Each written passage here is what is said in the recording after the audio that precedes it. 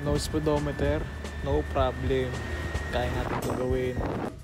So ito nga guys, no, tatanggalin natin tong cover ng panel para ayusin yung speedometer sensor natin dito, kasi napasukan ng tubig yan yung mga gumamit ng mga pressure washer, or sabihin natin tinutok dito yung hose dyan, kasi makakapasok ng tubig dito sa mga fittings na.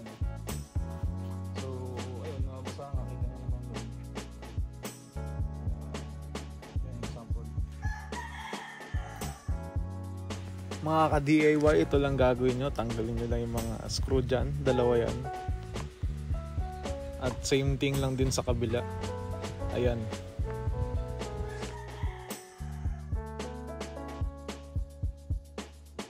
Tapos hihilahin nyo lang yung cover, dahan-dahan, at yan, kita nyo basang-basa. So mga baguhan dito na nag-DIY lang, ito i-track na lang tong cable na to, itong sensor. So once nakapano yan, ito nakikita nyo, ito yan, nakikita nyo basa.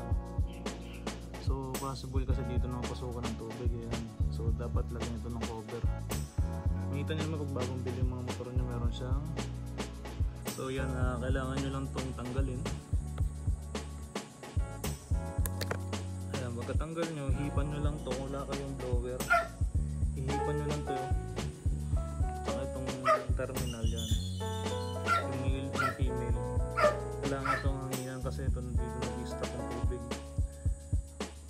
Once nalinis ito at natuyo na to, ayan, yung dalawang sakit na yan, ang gagawin nyo, yung pag nabili nyo yung bagong motor nyo, diba parang meron siyang cover na ganito, ayan, kabit na lang dito, tapos lagyan ng electrical tape.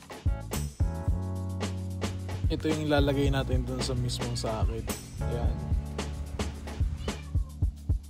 So ito guys yung final result. So, salamat sa panonood guys, at sana makatulong itong video na to, mga ka-Griffin.